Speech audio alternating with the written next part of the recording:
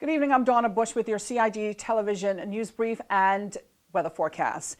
A suspected isolation breach by a traveler and local resident is being thoroughly investigated by the Public Health Department.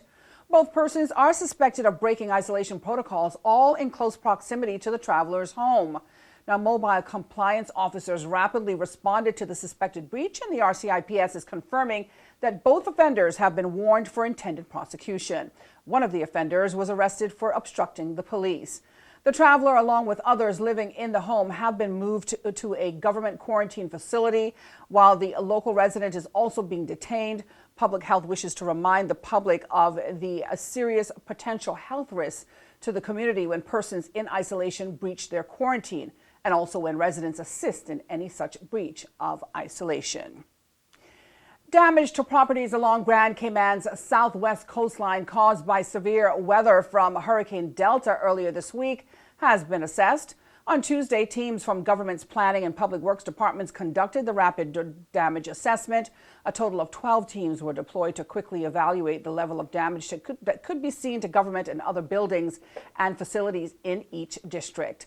Commenting that assessors had found little evidence of damage outside of coastal areas, HMCI Director Danielle Coleman added that her agency had recently trained persons from various departments and members of the community emergency response teams located in every district to use the ArcGIS Geographical Information System software, which was purchased by HMCI back in 2019. Now, the rapid assessment was limited to Grand Cayman, as Cayman Brac and Little Cayman received minimal to no impact from the storm. On Saturday, family, friends, and other well-wishers gathered at the Aston Ruddy Civic Center in Cayman Brac for the Layman East Scott High School graduation. The graduation, held under the theme Rising Above the Ashes, was a bittersweet occasion as it not only highlighted the accomplishments of the 18 graduates, but paid homage to Ashley Walton, a member of the graduating class who succumbed to illness a few weeks earlier. Education Minister, the Honorable Juliana O'Connor Connolly, used the opportunity to provide the graduates with sound advice while reflecting on the significance of the graduation's theme, which was selected by the late Ashley Walton. That no man, like Rudolph Kipling has said, is an island. We need each other. You need your parents need you. Your country needs you, and you need your country. This is your time to do your rising. And no matter where you go in this life journey, remember that you ought to have that memory in your mind that Ashley wanted me to continue trying. If you fall down today, you get up and go. If you fall down tomorrow, you get up and go. If you fail your first choice for your tertiary education, and I trust all you will pursue excellence in your tertiary education, you keep going. Because as we make our choice, it is not an isolation. It has that capacity to influence people around.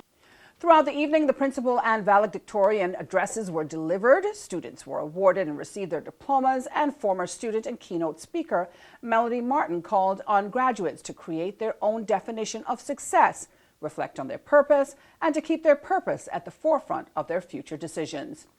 Immediately after Minister O'Connor Connolly's presentation, the Layman Scott High School Choir delivered a stirring tribute to Ashley in. The Oxford Dictionary defines success as the accomplishment of a goal or aim. I can assure you, when I sat in your seat in 2007, my definition of success was far from what I could imagine it to be. I found that there are so many levels to success and not just one definition. Song, we say congratulations to all of the graduates of the Layman E. Scott High School.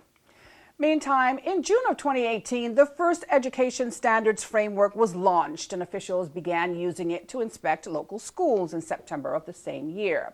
Director of the Office of Education Standards, Mr. Peter Carpenter, tells us they're in the business of helping schools to improve. The development of a framework has to be in response to what we found in the first round of inspections. Okay. So where we found a pattern of things that were working very well, and clearly we leave those within the framework. But where there's areas of weakness or areas of common areas requiring improvement, then we build that into the framework to allow schools to focus more on those common areas requiring improvement. So it's been a long process, to be honest. We've, throughout the challenge of COVID, we've been in consultation with schools remotely and with the community to try and revise the framework and develop a new framework which builds in those elements I've just been referring to. And join us on CIG TV's News Brief on Friday to hear what the next steps are for local school inspectors. Meantime, the latest publication from the Office of Education Standards is now available online for everyone to read at oes.gov.ky. The Cayman Islands National Heroes Day celebrations planned for 2021 will shine the spotlight on our seafarers. Nominations are now open to the public through the 31st of October. The public can find the form and criteria online at celebratecayman.ky or the Seafarers Halls in both Grand Cayman and Cayman Brac. The public can submit nomination forms to NHD, that's NHD at gov.ky. Turning now to the forecast from the Cayman Islands National Weather Service. Scattered showers with light to moderate southeasterly winds and seas will continue across the Cayman area for the next 24 hours as an upper-level cyclone enters the northwest Caribbean. Today's high temperature reached 87, the low 78, partly cloudy and 30% chance of showers and possible thunder were expected. Now winds are from the east to southeast at 5 to 10 knots. Seas will be moderate with wave heights of 1 to 3 feet tonight. For more on local weather, you can go online to weather.gov.ky or simply download their app, CINWS. That ends today's news brief here on CIG Television. I'm Donna Bush. Have a great night.